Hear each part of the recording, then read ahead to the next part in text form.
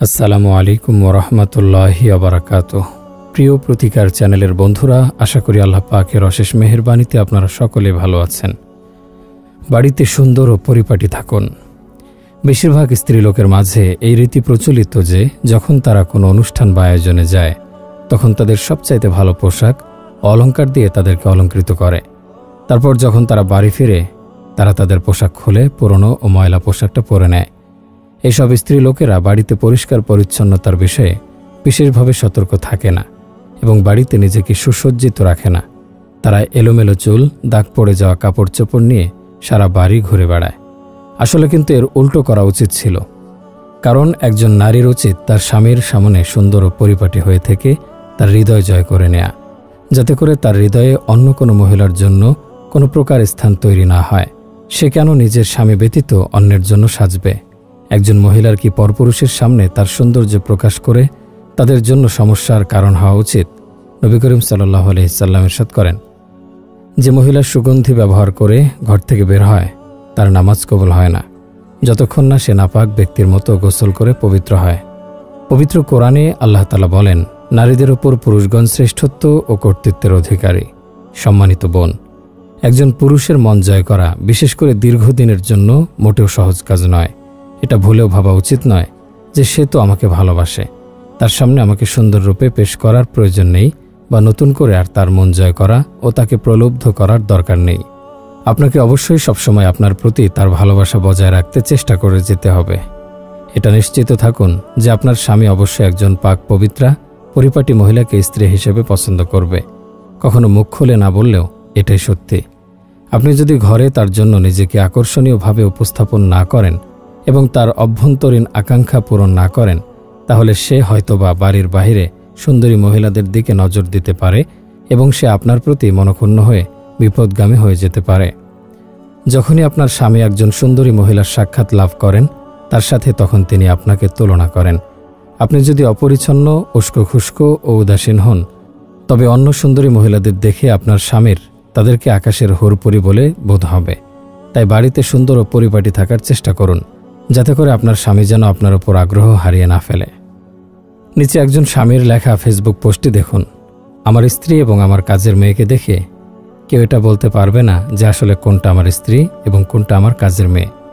আমি আল্লাহর নামে শপথ করে বলছি যে আমি মাঝে মাঝে ভাবি, ইস, আমার স্ত্রী যদি অনুষ্ঠানে পরে যাওয়ার জন্য রেখে দেয়া পোশাকগুলো মাঝে মাঝে বাড়িতে পরত, যদি সে তার ময়লা ছেঁড়া জামাগুলো না পরে বাইরে ছুঁড়ে ফেলে দিত। আমি মাঝে মাঝে তাকে বলেছি যে প্রিয়া, শুধুমাত্র ছুটির দিনগুলোতে হলেও বাড়িতে সুন্দর পোশাকগুলো পরিধান করো। সে তিক্ত সুরে জবাব দিল, আমাকে তো আর বাড়িতে অমন সেজে গুজে থাকার প্রয়োজন নেই, কিন্তু যদি কোনো দিন আমি আমার সহকর্মীদের সামনে নোংরা রূপে যাই তবে তা আমার জন্য লজ্জাজনক হবে। আপনি হয়তো ভাবতে পারেন যে বাসাবাড়ির কাজ করার সময় বা রান্নাবান্নার কাজের সময় তো ভালো জামাকাপড় পরে সেজে গুজে থাকা যায় না। এটা হয়তো সত্যি, ঠিক আছে, তবে একজন গৃহিণী কিন্তু ভিন্ন ভিন্ন কাজের জন্যে ভিন্ন ভিন্ন জামা পরিধান করতে পারে। যেমন ঘরের কাজের সময় কাজ করার জামা পরে কাজ করতে পারে, যখন সে তার স্বামীর সাথে অবস্থান করবে বা বাড়ি ফিরবে তখন ভালো জামাটা পরিধান করে থাকতে পারে। আপনি সবসময় আপনার চুলগুলো আঁচড়িয়ে রাখতে পারেন এবং ঘরের কাজ শেষে নিজেকে পরিষ্কার পরিচ্ছন্ন করে ফেলতে পারেন। এটা একজন মহিলার কর্তব্য যে সুগন্ধি ব্যবহার করে সবচাইতে উত্তম পোশাক পরিধান করে নিজেকে সুন্দর করে অলঙ্কৃত করে ওই অবস্থায় স্বামীর সান্নিধ্য লাভ করা। মহিলাদের সাজসজ্জা ছেড়ে দেওয়া উচিত নয়, হোক সেটা শুধুমাত্র গলার হার দিয়েই। তার হাত খালি থাকা উচিত নয়, হোক সেখানে একটু মেহেদি দেয়া। এমনকি বুড়ো মহিলাদেরও সাজসজ্জা ছাড়া উচিত নয়। আপনার স্বামীর জন্য একজন সেবিকা হয়ে যান। তার অসুস্থতার ও প্রয়োজনের সময় উভয়ের সেবা প্রয়োজন। একজন সেবিকাই পারে প্রেম ও যত্নের মাধ্যমে একজন অসুস্থ ব্যক্তিকে সুস্থ করে তুলতে।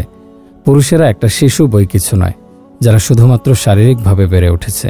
তাদেরও স্নেহের প্রয়োজন পড়ে। একজন পুরুষের যখন একজন মহিলার সাথে বিবাহ হয়, সে তখন তাকে তার কঠিন ও অসুস্থতার সময় খুব কাছের মতো করে চায়।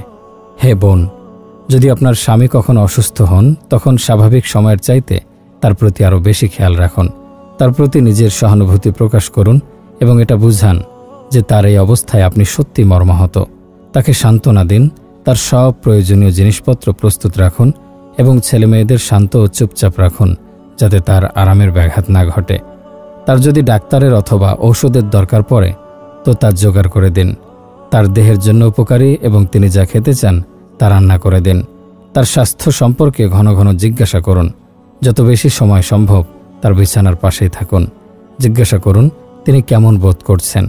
রাতে যদি তার ভালো ঘুম না হয় তা নিয়ে দুঃখ প্রকাশ করুন। দিনের বেলায় তার ঘর শান্ত রাখুন যাতে সে আরামে বিশ্রাম নিতে পারে। তার প্রতি আপনার যত্ন তাকে তাড়াতাড়ি সুস্থ হতে সহায়তা করবে। এতে আপনার স্বামী আপনার উপর সন্তুষ্ট থাকবে এবং আপনাকে আরও বেশি ভালোবাসবে। অবশ্যই আপনি যখন অসুস্থ হবেন আপনার স্বামীও আপনার এরূপ সেবা করবে। গোপনীয়তা রক্ষা করুন। মহিলারা সাধারণত তার স্বামীর গোপনীয়তা সম্পর্কে জানতে চায়, যেমন তার উপার্জন, ভবিষ্যৎ নিয়ে পরিকল্পনা এবং তার কাজ ইত্যাদি। তারা চায় যে তার স্বামী তার কাছ থেকে কোনো কিছু গোপন না করে। অন্যদিকে পুরুষেরা তাদের সবকিছু তার স্ত্রীকে বলতে রাজি হয় না। এর ফলস্বরূপ অনেক স্বামী স্ত্রীর মাঝে প্রায়ই কথা কাটাকাটি হয়। কিন্তু মহিলারা এটা ভেবে বসে যে তার স্বামী তাকে বিশ্বাস করে না, তার মেসেজগুলো পড়তে দেয় না, তার উপার্জন সম্পর্কে কিছু জানায় না, তার সাথে ভালোভাবে কথা বলে না, মাঝে মাঝে মিথ্যাও বলে।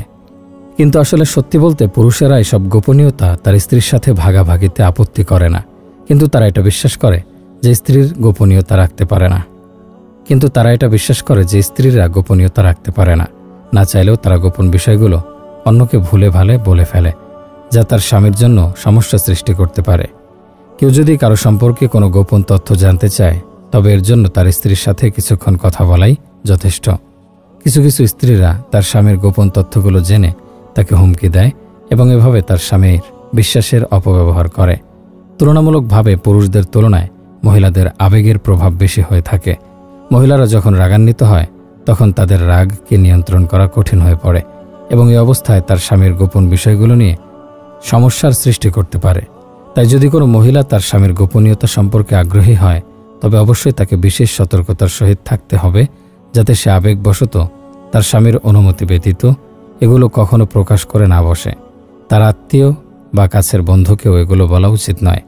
আপনি যদি কাউকে কিছু বলে দেন তাহলে তো এটা আর গোপনীয়তা রক্ষা হলো না। অতএব উনি জ্ঞানী যিনি তার গোপনীয়তা কারো কাছে প্রকাশ করেন না। জ্ঞানী ব্যক্তি নিজেই তার গোপনীয়তার জন্য সবচেয়ে নিরাপদ। মহানবী সাল্লাল্লাহু আলাইহি সাল্লাম বলেন, তোমার লক্ষ্য অর্জনের জন্য গোপনীয়তা অবলম্বন করো, কেননা প্রত্যেক সার্থক ব্যক্তি হিংসার শিকার হয়। হযরত আলী রাদিয়াল্লাহু আনহু বলেন, তোমার গোপন বিষয় তোমার হাতে বন্দী, যখন তা প্রকাশ করে দেবে তুমি তার হাতে বন্দী হয়ে যাবে।